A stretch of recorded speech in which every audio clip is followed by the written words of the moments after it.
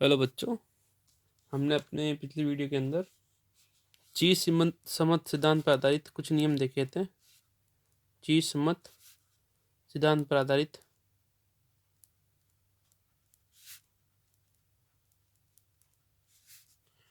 कृष्णिका विकिरण नियम देखा था। ठीक है, इसके अंदर अपने वीन का विकिरण नियम देखा था। वीन का विकिरण नियम, ठीक है।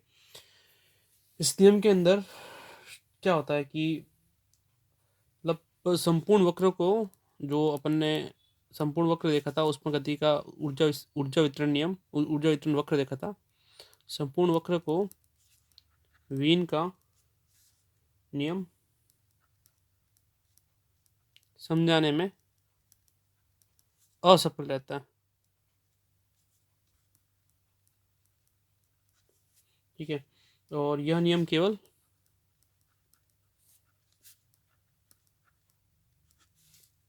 लघु तरंगदैर्घ्य प्रकाश, लघु तरंगदैर्घ्य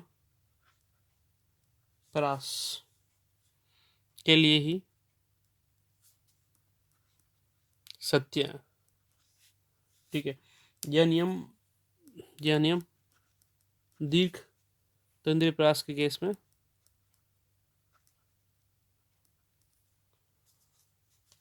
ऊर्जा वितरण की सफल व्याख्या नहीं कर सकता। ठीक है, तो इसके लिए अपन एक दूसरा नियम पढ़ रहे हैं, इसको अपन कहेंगे रेले व जीन्स का विकिरण नियम। रेले व जीन्स का विकिरण नियम। ठीक है,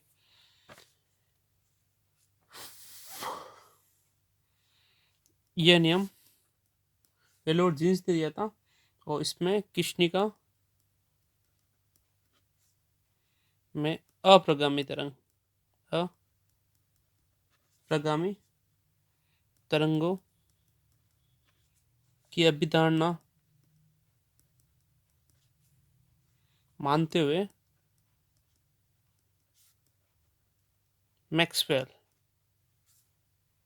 और बोल्ट्जमान सांख्यिकी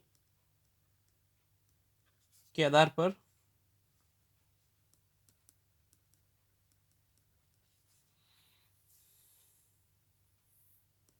ऊर्जा वितरण नियम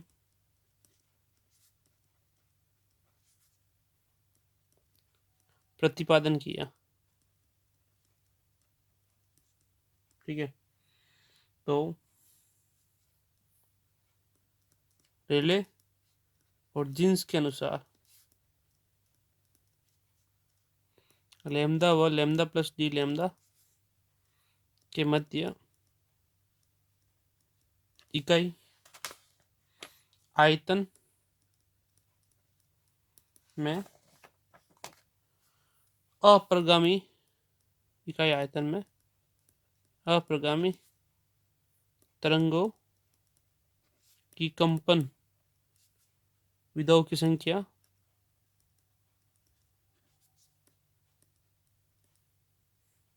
जिसको हम दोलित्रों की संख्या कहेंगे,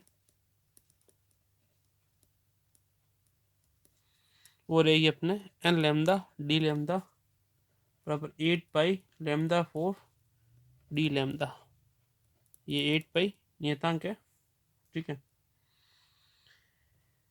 और मैक्सवेल और बोल्ट्जमान के ऊर्जा समविभाजन के नियम से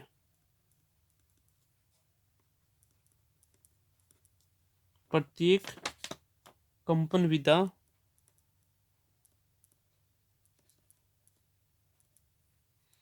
की औसत ऊर्जा केटी होती है। केटी होती है F/2 केटी। बताओ, लैम्डा व लैम्डा प्लस डी लैम्डा तरंग दैर्ध्य परास में ऊर्जा घनत्व रहेगा अपने 4 लैम्डा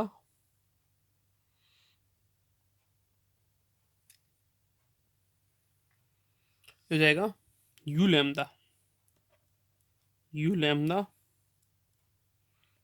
डी लैम्डा बराबर एन लैम्डा डी लैम्डा के टी, और you lambda D lambda equal हो जाएगा 8 पाई अपॉन लैम्डा 4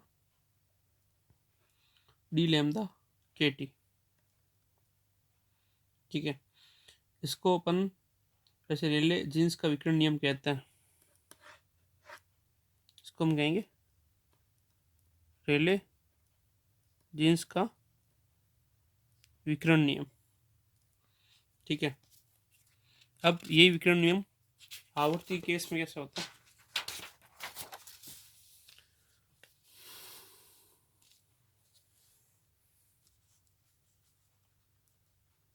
आवर्ती के रूप में रेले jeans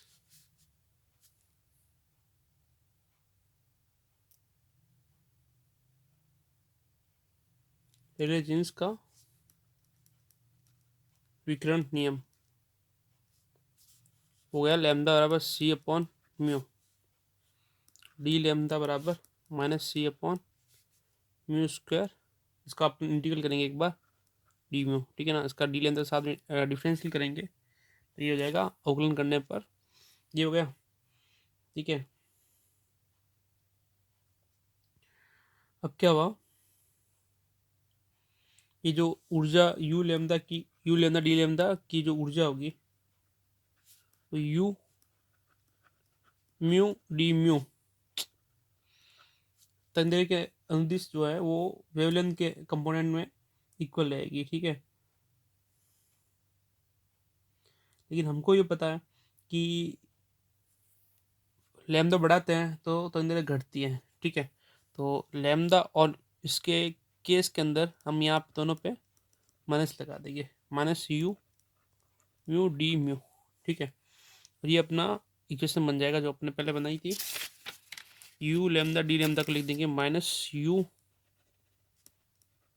mu d mu equal to 8 pi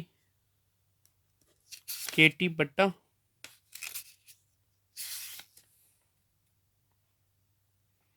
8 pi के टी बट्टा वैल्यू पुट करेंगे, इसकी लैम्डा की वैल्यू पुट करेंगे तो लैम्डा की घात 4 तो हो जाएगी, सी की घात 4 म्यू की घात 4, डी लैम्डा की वैल्यू पुट करेंगे तो माइनस सी म्यू स्क्वायर डी म्यू। ठीक है, माइनस से माइनस कैंसिल हो जाएगा, you mu d mu equal हो जाएगा 8 पाई के टी म्यू स्क्वायर हो जाएगा, यहाँ पे कैंसिल हो गया 2 बार म्यू स्क्वायर बट्टा एक सी कैंसिल हो गया सी क्यूब डी म्यू।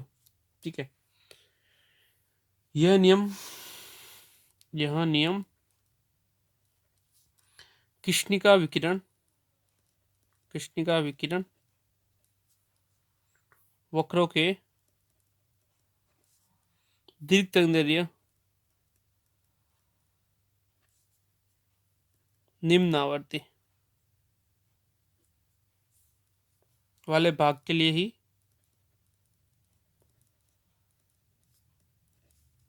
सत्य है, और यह नियम लघु तरंगदैर्ध्य या उच्च आवर्ती पर असंभव परिणाम देता है।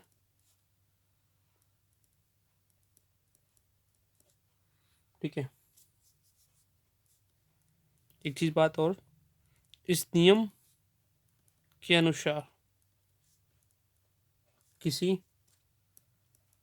ताप पर म्यू बराबर 0 से म्यू बराबर अनंत तक की विकिरणों के लिए ऊर्जा घनत्व का मान